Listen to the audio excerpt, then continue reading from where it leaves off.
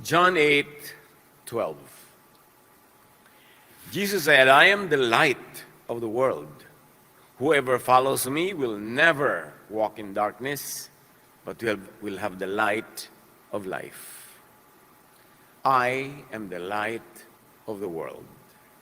Turuan niyo kami, Panginoon, maunawa ang malalim na kahulugan nito. At kung paano magiging epektibo sa aming buhay ang inyong liwanag. Sa ngayon, payapain niyo po kami, patahimikin, bigyan ng isip na mapanuri upang tumanggap ng inyong paliwanag. Mangusap kayo, Ama. Kayo po ang tinig na nais naming marinig, walang iba. Dalangin namin ito sa ngalan ng iyong anak na si Jesus. John 9:1-3. He saw a man blind from birth. His disciples asked him, Rabbi, who sinned, this man or his parents, that he was born blind? Neither this man nor his parents sinned, said Jesus. But this happened so that the works of God might be displayed in him. Loaded itong sentence na to ni Jesus. Kasi ang mga tao nun, puro issues of sin, puro blame. Wala tuloy silang awa. Pag may kasakit ka, may kasalanan ka kasi. Pinanganak ka pa lang, masama ka na. O kaya kasalanan niya ng mga magulang mo na lumipat sa iyo, ang parusa. So dahil doon, hindi na sila nagkakaroon ng habag. Parang nagkakaroon pa sila ng rejoicing na nagdurusa ka kasi deserve mo. Noon, sa frame of mind ng mga tao, lalo ng mga relihiyoso, sa panahon ni Jesus, at hanggang ngayon naman, pag may nangyayaring hindi masaya, hindi mabuti, hindi maganda, hanap agad kung sino ang may kasalanan. But Jesus shifts the question from guilt to grace, from accusation to restoration. Sabi niya, yan ay naganap upang makita ng sandaigdigan ang gawain ng Diyos. Jesusness is this: when we see suffering, shift from blame to compassion, from accusation to help. Huwag natin gawing lisensya yung ating ideas of righteousness para baliwalain ang pagdurusa ng kapwa. In fact, para pa nga lalo silang pahirapan ng loob dahil sinisisi pa natin at kadalasan naninisi tayong kasalanan mo yan para mawalan tayo ng pananagutang tumulong o para makawala tayo sa connection sa kanila para tumulong. John 9:6-7 sa pagpapatuloy, after saying this, na hindi kasalanan ng taong siya'y bulag at hindi rin kasalanan ng kanyang magulang, Jesus spit on the ground, made some mud with the saliva, and put it on the man's eyes. Go, wash in the pool of Siloam. So the man went and washed and came home seeing. Gumawa si Jesus ng putik na pinaghalong laway niya at lupa. Itinapal sa mata ng bulag na ito at sabi niya, maghugas ka doon sa pool of Siloam, na pininiwalaan ng marami noon na mayroong mga nakapagpapagaling, nakapangyarihan ng tubig.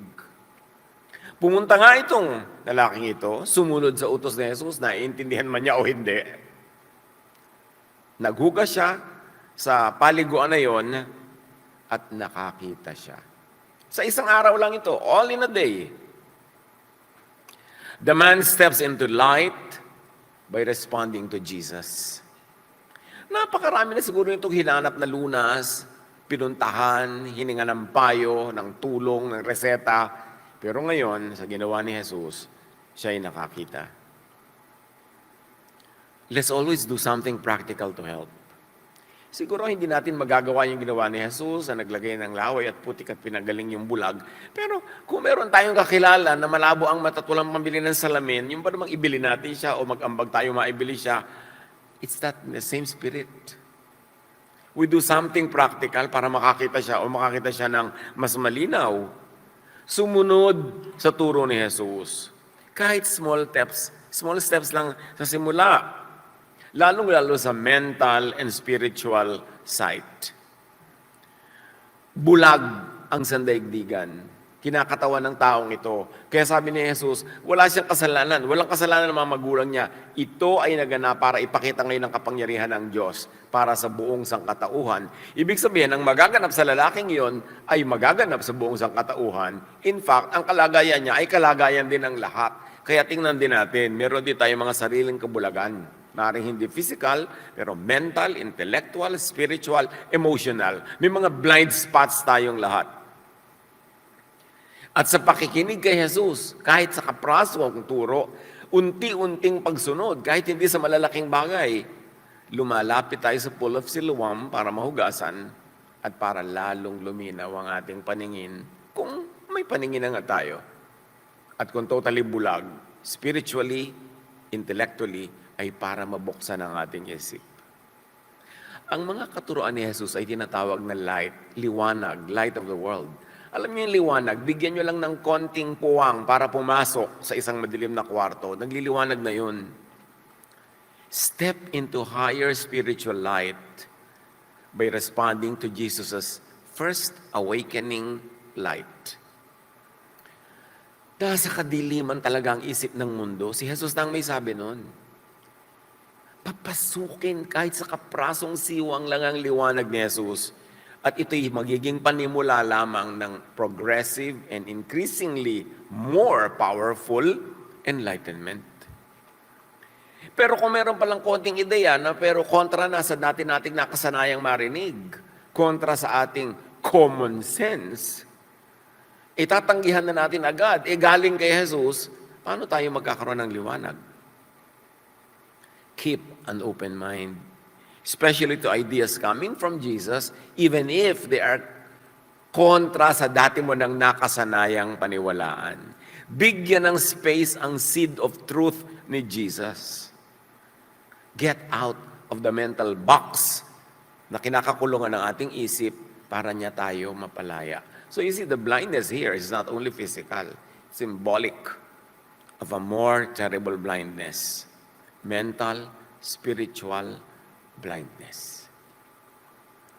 Sa pagpapatuloy, John 9:13-16. They brought to the Pharisees the man who had been blind. Now the day on which Jesus had made the mud and opened the man's eyes was a Sabbath. Therefore the Pharisees also asked him how he had received his sight. Paano ka nakakita? Di ba Sabat ngayon? He put mud on my eyes, the man replied, and I washed and now I see. Some of the Pharisees said, this man, Jesus, is not from God, for he does not keep the Sabbath. Dinedma nila na yung bulag, alam naman nila yun maliit na community lang naman yan, nagkakasalusalubong sila dyan araw-araw. Bulag, from birth, nakakakita ngayon, but that's not the news. Ang news diba Sabat ngayon? Bakit gumawa siya ng putik? Nagtrabaho siya, he broke the law. Hindi siya from God. They demonized the act of Jesus. At syempre, nadamay din yung man, dahil siya din lumublob doon sa tubig, nagtrabaho din siya. Ikaw, pareho kayo. Lawbreakers kayo. Hindi pwedeng from God yan. Never mind na effective. You see the blindness? And now, nalalaman natin kung sino ang tunay na bulag. Tapos nalalaman na natin kung sino ang nakakita at sino ang mananatiling bulag. Depende sa attitude nila kay Jesus. Sabi nila, tayo ang from God. Tayo ang sumusunod sa kaugalian.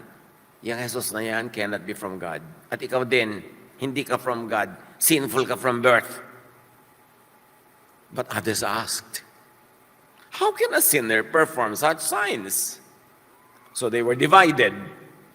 They were divided by clarity of vision. Merong bulag yung mga Pharisees at merong mulat ang mata yung mga nagsasabing, paano naman pwedeng mangyari hindi yan from God? Nakakita nga yung tao. Very powerful miracle yan. May mga nag-iisip. Hindi lahat nabudol ng mga Pharisees. Hindi lahat natakpan nila ang mata at tenga. may nag-iisip. At pumalaga mga ito. Sasabihin nila, paano magiging hindi yan from God? This is such a powerful miracle. Pwede bang gumawa niya ng hindi taong kinakasihan ng kapangyarihan ng kataas-taasan? What do we see here? Pharisees protects religious rules, even against human restoration. So, because they want to protect, it covers the eyes. Mas nais nilang panatilihin yung status quo. Walang iibahin, walang babaguhin sa rules, sa kaugalian, sa tradisyon. Basta, hindi from God ang nangyaring yan.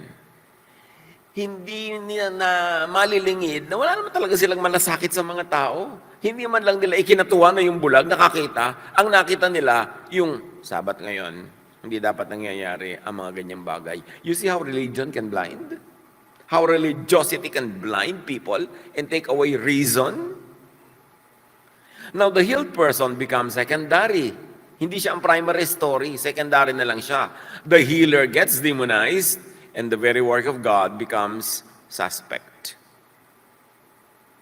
And this is a crisis of interpretation. A closed framework resists reality because and when that reality threatens control. The Pharisees, the teachers of the law, the priests, the religious leaders had complete control over society, over the nation, over individuals, communities, and families. Now suddenly, makakalog yung control na yon because Jesus heals on a Sabbath. What does it mean? Na pwede naman pala. Hindi kailangan pagpakamatayan ng pagsunod dyan. In fact, sinadya pa nga ni Jesus sa Sabat ang marami niyang miracles para lalong mapag-usapan na pwede.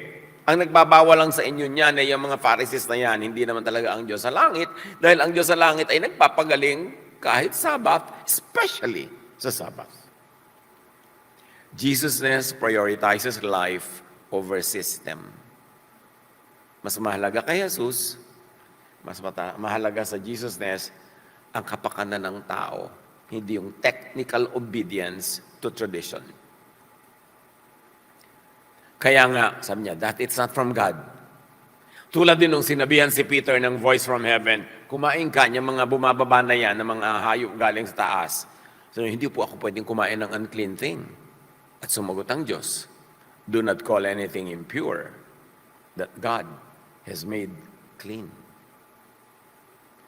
Ako na nga nagsasabi, kainin mo, magkangatuwiran ka pa dyan, hindi po ako pwedeng kumain ng unclean. Ano palagay mo sa akin? Pinapakain kita ng unclean? Ano pong ibig niyo sabihin? Hindi talaga to unclean? Yun nga. Kaya ako nga ipinapakain sa'yo. Paano po yung sabi ng mga Pharisees na unclean to? Di mamili ka kung kanino ka makikinig, sa Pharisees o sa akin. When religious rules conflict with healing a person, people of God choose restoration. Ano man yun, kung makakapagpanumbalik ng sigla, lakas, kalusugan, dangal ng tao, yun ang piliin, hindi technical religiosity. Consider the facts on the ground. Gumaling na nga iko-contest mo pa. On grounds of technicality, Sabbath ngayon. In the story, evidence is ignored when it challenged position carved in stone. Siyempre, nakataga sa bato yung kanilang mga tradisyon Hindi pwedeng ibahin. Nakasulat yan sa bato, nakauka sa bato, walang papalitan. Kaya noong pa man, ina-address na to ng kataas-taasan. Sabi niya sa Ezekiel 36:26, ang titigas ng puso nyo, ang titigas ng mga paninindigan ninyo, I will give you a new heart and put a new spirit in you. I will remove from you your heart of stone and give you a heart of flesh. Galing mismo sa bibig ng Diyos, inusal ng propeta, gagawin ko ang puso niyong malambot, mabuti, mabait, papalitan ng pusong pinatigas ng mga panindigang itinaga sa bato. Bibigyan kayo ng bagong puso at kaisipan, ng katuruan, ng bagong teacher, para makita nyo kung ano ang tunay na nanggagaling sa kataas-taasan. Kaya sabi ng Hebrews 1:1-2, in the past, God spoke to our ancestors through the prophets at many times and in various ways. But in these last days, He has spoken to us by His Son. Sabi nung araw, mga nadidinig natin, anas-anas, bulong-bulong, kapra-kapraso, puta-putake, galing sa mga kung sino-sino. Pero ngayong last days, meaning last days of mental darkness, last days of katigasan ng puso, last days of pagmamatigas ng pusong bato, diretso na tayong kinausap ng Ama through His Son. Anong ibig sabihin nun? Gawing batayan, gawing final authority, si Jesus. As if kailangan pang i-memorize yan. Pag may katuruan, ang mga kung sino-sino na kontra sa katuruan ni Jesus, alam nga naman yung kung sino-sino sundin mo. Pag sinasabi ng mga Pharisees na Sabat ngayon, hindi pwede. Pero nagpagaling si Jesus, alam nga naman doon ka sa mga Pharisees makinig. Pero hanggang ngayon, nangyayari pa yung pagdadalawang loob ng mga tao. Pagka ang mga naririnig nilang katuruan ni Jesus, kahit directly quoted from the Gospels, from Jesus, nagdadalawang loob pa rin sila kung sino susundin. Kung ito ay salungat sa mga nakasanayan nilang sundin. So this story of the blind man is also our story. Tayo din yung bulag. At tayo din yung pwedeng magkaroon ng sight. Although pwede rin tayong maging Pharisee, manatiling bulag, dahil ipagpipilitan natin ang kaugalian at nakasanayan. Jesus is the image of the invisible God, sabi ng Colossians 1:15. Yung kataas-taasan, invisible, naging visible through Jesus. So huwag na tayong manghula kung ano ang kanyang kabuuan, ano ang kanyang katangian, kasi ipinakita ng lahat ni Jesus sa kanyang gawa, sa kanyang salita, sa kanyang mga katuruan. Not someone else, not anyone else, ang image ng Diyos, kundi si Jesus. The Son is the radiance of God's glory in the exact representation of His being. Hebrews 1:3. God's final and clearest self-disclosure is Jesus. Kaya obviously, kay Jesus, sumunod. Turo ni Jesus ang pakinggan at turo ni Jesus ang ituro sa iba. A closed religious system becomes blind to what is new. In fact, allergic yung closed religious system sa anything new. Kasi baka maiba yung power structure, wala ng kapangyarihan at impluensya, yung mga nag-e-enjoy ng power. Pero lahat ng kay Jesus ay new. New Testament, New Covenant, New Command, Love, puro new. Everything is new in Jesus, kung saan allergic yung mga mahilig sa old.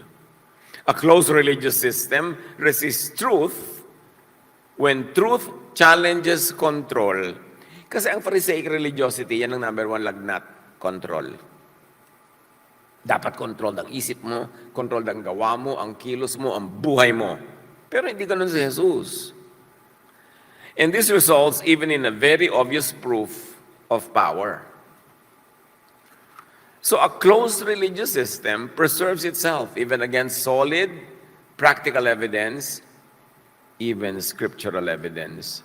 Kaya kahit may katuruan si Jesus sa Gospels, ipagpipilitin pa rin nilang iba, yung mga ibang katuruan na kung saan-saan galing. Siyempre, kung agree naman sa turo ni Jesus, edi good, go. Pero kung salungat, alam na natin na dapat i-Jesus filter yan. Dapat ang manaig ay yung katuruan ni Jesus. Pharisees rejects Jesusness, to say the obvious. Kasi naiiba yung power structure. People are empowered, people are set free, at nawawalan ng absolute grip ang mga religious leaders over the people. Kahit may mabuting nangyari, hindi ito matanggap ng Pharisees dahil hindi galing sa nakasanayan at lalo namang hindi galing kasi sa kanila. Pag hindi galing sa kanila yung magandang nangyari, i-reject nila yon, i-demonize pa.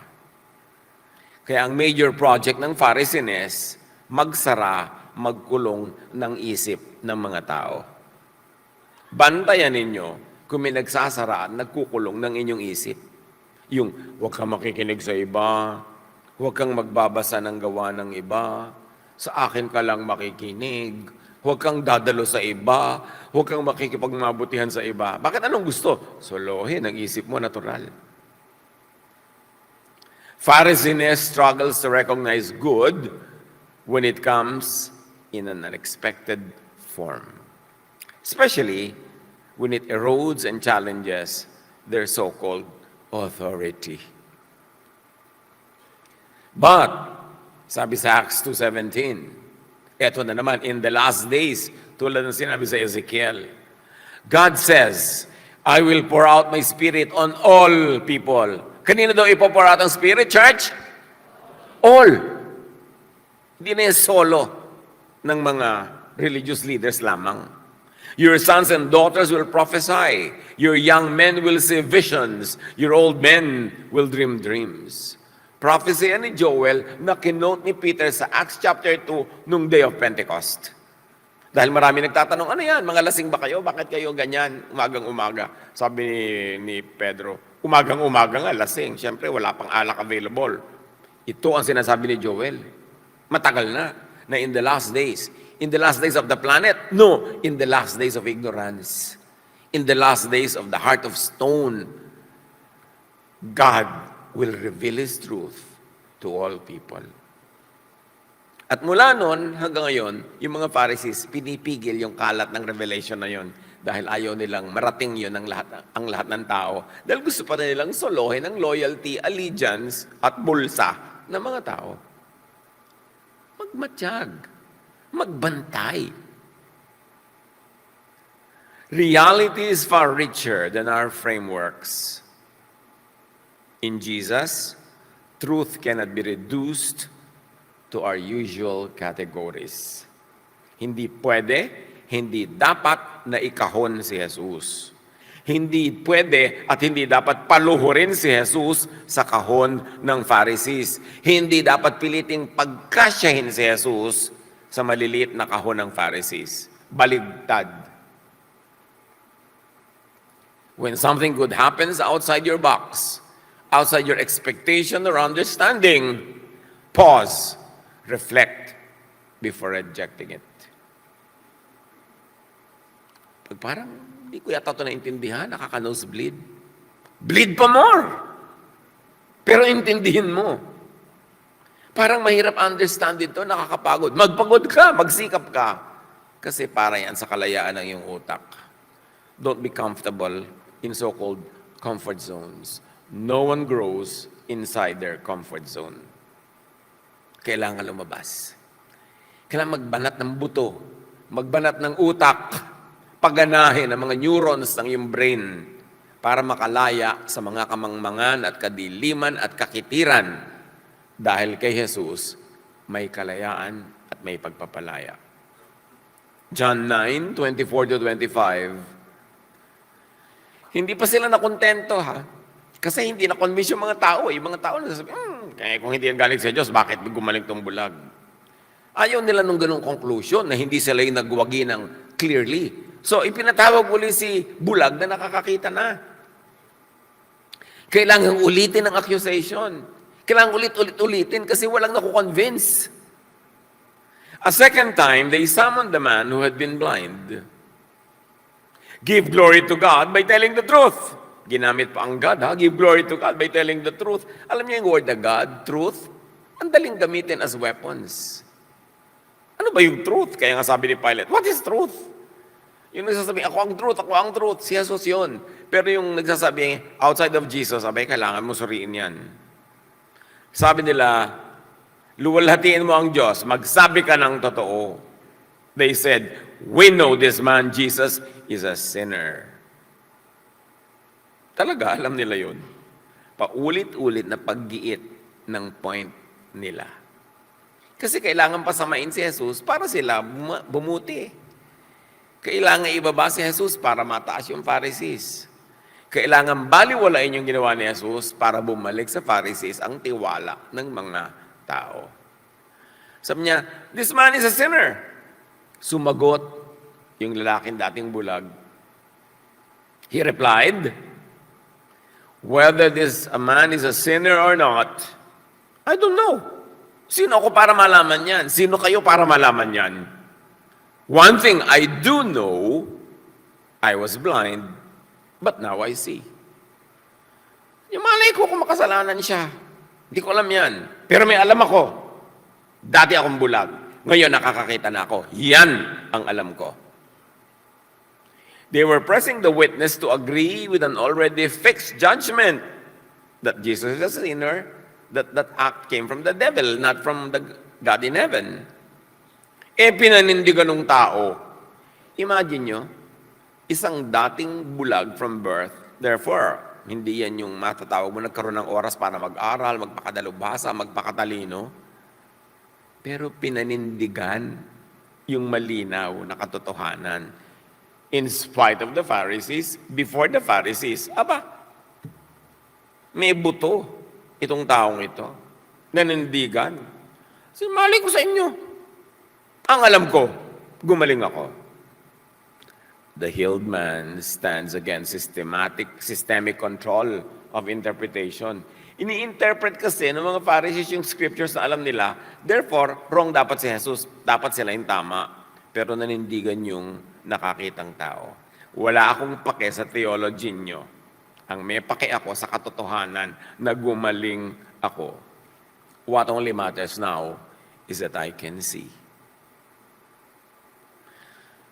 Do not consume reality to serve a predetermined conclusion, lalo sa mga religious issues. Marami niya mga lutong Macau, yung putol-putol na yung mga ingredients, determine na ang pagluluto. Huwag kayong padadala doon. Always process information, process knowledge, and with the light and guidance of the Holy Spirit, do not be afraid to discover new interpretations and applications. Kailangan makawala sa mga kahon na pinagkulungan sa ating isip. Dapat hindi predetermined ang verdict, open-minded ka. And do not dismiss the evidence. Tulad yan, nakakita yung tao, i-dismiss mo yun. Anong klaseng kabulagan yan? John 9:34-35, to this they replied, you were steeped in sin at birth. How dare you lecture us? And they threw him out. So, ikaw na makasalanan, mula pinanganak, kaya ka nga bulag. How dare you? Tuturuan mo kami itong may mga PhD, kami itong mga expert, kami itong may mga titles before our name, mga initials na maraming-marami, isa ka lang bulag dyan? How dare you? At itiniwalag siya. Yun ang last line of defense and offense. Itiwalag ka. Because they were gatekeepers of religion. Pag sali nila, sali. Pag pinuwera nila, puwera. Kaya yung mga takot na takot, mapuwera at masipa, baw na lang ng baw, yuko na lang ng yuko, kahit sa baluktot. So, pinahiya nila yung tao, tapos pinilayas. Ipinilit na closing statement, bulag ka kasi, sinful ka kasi at birth. Parang walang nangyaring phenomenal miracle. It's just brushed away, brushed aside. Binaliwala ang solid evidence. Basta sinful ka, demonic si Jesus, kami pa rin ang from God. Period. End of conversation. Tiwalag. A sense of being right can become permission to belittle. Hindi unusual to see self-righteous people ignore, belittle, disrespect, and even mangbastos ng kapwa. Na sa ngalan ng Diyos, sa ngalan ng kanilang righteousness, sa ngalan ng kanilang title, nagiging magaspang. Kung minsan pa nga ay malupit sa kapwa. The license of religion to trample on other people's dignity. Kitang-kita dito sa kwento, at patuloy na nakikita yan sa maraming kwentong patuloy na nagaganap, buksan ang mata. Religion becomes a weapon to humiliate instead of a way to restore. Observe, magmatyag. Do not be a victim of this Pharisees. Pag ang pagiging tama o guni-guni ng pagiging tama ay nauwi sa paglait at pagsipa, may mali na. Alam mo yon. Every single cell in your body will tell you. Every neuron in your brain will tell you, may mali dito. Kahit ano pang religious title nito, kahit ano pang grupo ito, pero meron ng pagyurak sa kapwa, pagsipa, may mali na dito. Hindi na ito from Jesus. Napaka-importante to listen to that small voice of Jesus. The conscience that comes from Jesusness. Sabi ni Jesus sa Matthew 6:23, "But if your eyes are unhealthy, your whole body will be full of darkness." Pag ang paningin mo, pananaw mo, paniniwala mo at paninindigan ay may karamdaman, yung buong pagkatao mo ay mababalot ng dilim. If then the light within you is darkness, how great is that darkness? Kung ang liwanag mo ay dilim, grabe naman kadiliman yung nangyayari sa iyo. Have an eye check-up sa Jesus Optometry and Ophthalmology Clinic. Siyasatin mo ang iyong paniniwala, paninindigan, ipasiyasat kay Jesus.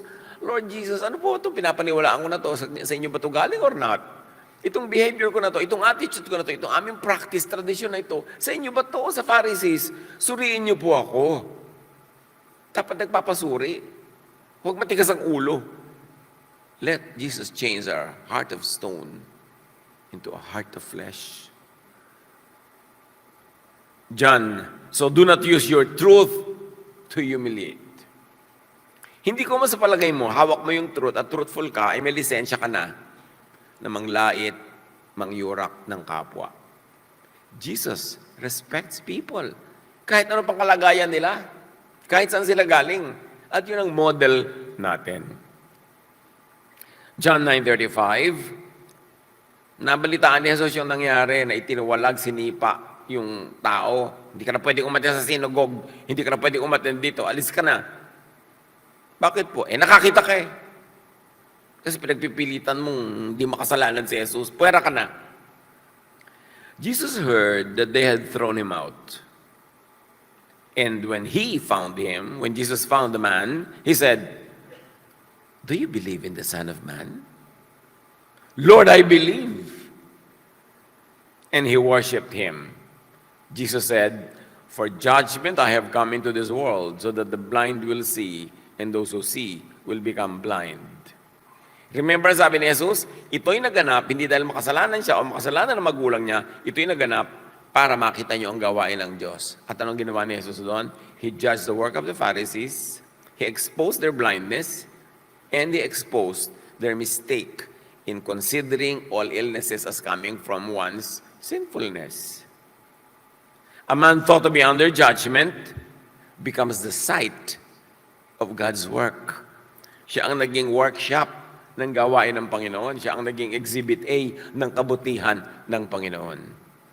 Those thought to be guardians of truth are exposed as blind. Judgment here, as Jesus says it, seems to mean revelation. It reveals who wants truth and who wants only control. Nalinaw, nagkalinawan kung sino ang sino. The presence of Jesus discloses who receives light and who resists it. Siguro gumagalawan yung mga guni-guni. Naghahanap ng mga application sa mga katotohanan ito sa ating pang-araw-araw na buhay. Go ahead. Pinag-aaralan natin ito talaga para ihambing ang kalagayan natin ngayon. Suriin ang mga nagaganap sa ating buhay, pati ang sarili natin pag-iisip, at dalhin ito sa Jesus filter. Makita, maunawa ang tunay na turo ni Jesus, at yun ang ipamuhay. At sa pagpapatuloy, John 8:12, Jesus said, "I am the light of the world. Whoever follows me will never walk in darkness, but will have the light of life." Pag walang liwanag, mali ang tingin. Pag mali ang tingin, mali rin ang lakad. Si Jesus ang liwanag. Dahil sa Kanya, lumilinaw ang nakikita, ang nauunawa, at ang dapat gawin. At kung saan pupunta, at kung paano pupunta ron, paano lalakad. Jesus is the light by which all reality, truth, life, and the way of God become visible. Namnamin niyo kahulugan nito, mga kapatid. Siya talaga ang nagpapaliwanag ng lahat. Hindi lang ng theology, pati kung paano ka magigisa. Paano ka maliligo, paano ka makikitungo sa kapwa. Yung buong buhay, naliliwanagan ni Jesus. Siya ang pamantayan. At isa lang naman ang overriding rule niya sa lahat ng yan, love. Paano naman po ako mag-a-apply ng love sa paliligo? Abi, huwag mo nang ubusin ng tubig kung isang timbalang yan. Love your kasunod pang maliligo, itinira mo na lang isang tabo. Meron kinalaman sa paliligo. Sa pagsisipilyo, piniga mo na yung buong toothpaste, wala lang natira doon sa susunod. Diba? So may love pa rin doon. Lahat.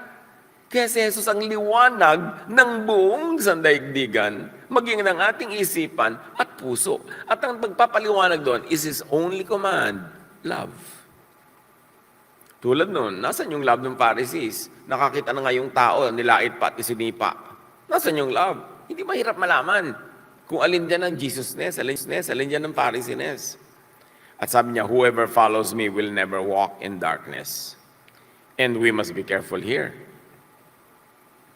Darkness is not always obvious evil.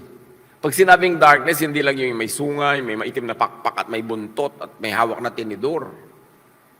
Sometimes, darkness wears the clothes of certainty. Yung sure, madalas yun ang darkness. Kasi ang tunay na light, kahit papano, magbibigay ng space for a possibility na baka siya mali. Para hindi siya maging judgmental, self-righteous, dogmatic, magbibigay siya ng space. Pero yung sure, madalas yun ang nasa darkness. Sometimes darkness quotes rules. Hindi lahat ng quote ng verse, ng mga kautusan, yun ang nasa light. Sometimes darkness sounds very correct and very righteous. How will you know na hindi pala siya nasa light? If it cannot be merciful, if it cannot rejoice when the blind begin to see, if it protects the system more than people, then the room may be bright with religion, but still dark to Jesus, as far as Jesus is concerned. Because the test is kindness, goodness, love, mercy. That is the test. Hindi yung galing ng salita at hindi yung lutong ng mga verses. Mabuti ba? Mabait ba? Loving ba? Observe. Identify darkness. Get out of darkness. In case nakapasok ka o napapasok o sumabit yan. Whoever follows Jesus does not merely receive doctrine, they receive direction. Life changes, or light changes how reality is seen.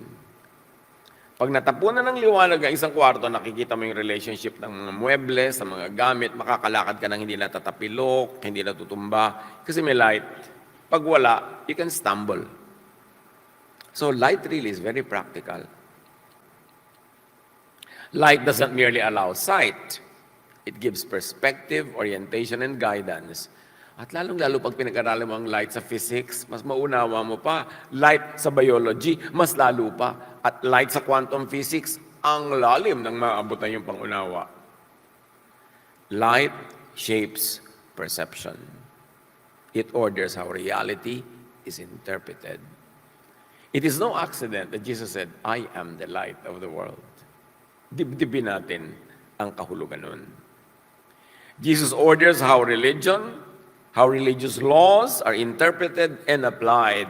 Jesus is the final court of appeal. Jesus is the supreme court in matters of religion. Dapat doon sa kanya dinadala ang lahat. Pag may liwanag, lumilinaw ang nakikita, kaya mas nagiging tama ang pag-unawa at kilos. In Jesus, reality is not guessed, it is revealed. Life is not only guided, it is disclosed, ordered, and sustained. Gawing reference si Jesus. Super memoryahin nyo, especially ang Gospels, very especially ang mga direct teachings and quotations from Jesus. Kung maiksi ang buhay mo, hindi mo kayang pag-aralan lahat, focus on the Gospels. Focus on the life of Jesus. Balikan natin ang nakaraan. Ang nakaraan ng light. Kasi ang unang sipot ng light, nasa Genesis 1. Konting pagbabalik tanaw. So Genesis 1, God speaks light into darkness. And when light appears, creation begins to move. From confusion to order, from emptiness to life, from darkness to a world that can be seen, named, arranged, and filled. Life is the first movement toward light. At nakita natin lahat yan sa Genesis. Basahin nyo, homework, reviewin. O gusto nyo, basahin natin ngayon, abutin tayo ng hapon. Nandun lahat. Light ang pinagmula ng lahat. At light ang nagbigay ng guidance sa lahat. And it's no accident that Jesus says, I am the light of the world. Sa simula pa lang, liwanag na ang sagot ng Diyos sa dilim at gulo. Kaya sa Psalm, light is guidance. Ilaw sa daan para hindi maligaw. Sa Isaiah, the prophet speaks of light for people walking in darkness. Light becomes rescue. God brings people out of darkness and confusion. Kaya naman hindi kakatuwa na sa John 1:1-5, kung Genesis ang simula ng old, John ang simula ng new, light pa rin ang topic. Parehong light sa simula. Kaya sabi ni Sir John, in the beginning was the Word, and the Word was with God, and the Word was God, and this is light that brought life to all men, etc. In John 1:4-5, in Him, in Jesus, was life, and that life was the light of all mankind. The light shines in the darkness, and the darkness has not overcome it. Although may darkness, hindi na naig ito ng ganap. Kaya nakita nyo, may mga taong sumasalungat pa rin doon sa Pharisees. Kung hindi ang galing sa Diyos, bakit nakakita? Merong patuloy na merong light ang kanilang isip. Hindi naman lahat na bulag. Kaya yung man who was healed, sabi niya, ewan ko sa inyo, basta ako, gumaling ako. Meron siyang light. And all throughout time, may mga nagdala ng light na yun. Di yan nawala. The light in Genesis is now revealed as person, as Jesus. In Jesus, life and light enter the world again. The light is not merely brightness, it is life itself. The light has come, but not everyone wants to be able to see. Tulad ng mga Pharisees, eto na nga ayaw pang paniwalaan. Pero may mga mulat, may mga laging nakakita, at meron namang konting pitik lang sa kanilang utak ay nakakakita na. Meron nun. Kaya sabi, but to all who did receive Him, meaning His light, who believed in His name, He gave the right to become children of God. John 1:12. Kung light sa Genesis 1, John 1, light uli ang topic. Kasi ibinalik. So this is creation being recreated. This is creation being reordered through the same agent, light. Except noon, hindi clear. Ngayon, kinlarify na ang light na yan ng anak ng Diyos. Siya si Jesus. God calls His people out of darkness into His wonderful light. Sabi ng 1 Peter 2:9. So out of darkness, kinukuha ka, binubunot ka ni Jesus. Kung sasama ka, nasa sayo yan. Nasa dilim kasi ang mundo. Jesus does not merely brighten the darkness, He calls people out of it. What is the darkness that Jesus is calling you out from? Makinig. Huwag maglublob sa darkness kung iniaahon ka na nga ni Jesus. Hinahango na nga tayo, tinatawag tayo, susunod na lang tayo, binuksan na niya yung daan. In our story, the one who first spoke light at the beginning, in Genesis, now stands before a blind man, a picture, a microcosm of humanity needing restoration. Imagine, Genesis, tinapunan ng liwanag ang kadiliman. Tapos sa John 1, ang liwanag na yun pala ay ang anak ng Diyos. At ngayon sa kwento, yung bulag, ang kaharap niya ay si Jesus, ang anak ng Diyos. Ang liwanag ng Genesis, ang liwanag ng John 1, yun ang light of the world. Imagine, kaharap niya. At siya naman, kinatawan ng buong sangkatauhan na bulag. Ang nangyari sa kanya ay clue ng pwedeng mangyari sa lahat ng makikinig. Yung lalagyan ni Jesus ng putik, laway niya at putik yung mata. Lalagyan ka ng asam, ay kadiri, huwag kang palagay. Manatili kang bulag. Yung nilagyan ng putik, kasabi, magpahugas ka doon sa pool, sumunod naman. Anong kailangan nating ministration ni Jesus? At anong kailangan pagsunod natin para matanggal ang mga kabulagan natin? Nakita niyo si Paul, nung kanyang susugurin ng mga maniniwala kay Jesus, siya'y pinigil at siya'y nabulag. And after 3 days, pinapunta sa kanya si Ananias, sabi, mag-minister ka kay Paul, gusto ko yang maggamit sa aking gawain. At as soon as Ananias, o siya nga ba yun, check the name. As soon as he ministered to Paul, naglaglagan ng para mga kaliskis na nakadikit sa kanyang mata. At ano rin unang nangyari sa kanya? Nakakita rin. Nakita niyo the metaphor of blindness? The metaphor of light? Because when Paul was going to attack the people of God, na-blind siya ng light at nahulog siya sa kabayo. Light na naman. And Jesus said, I am the light of the world. At may nagsabi siya, Paul, Paul, or Saul, Saul, why are you persecuting my people? Sabi ni Saul, who are you, Lord? I am Jesus. Siya yung light. And this same light, nakaharap nung bulag na yon, kaharap din natin ngayon. Can you imagine the drama?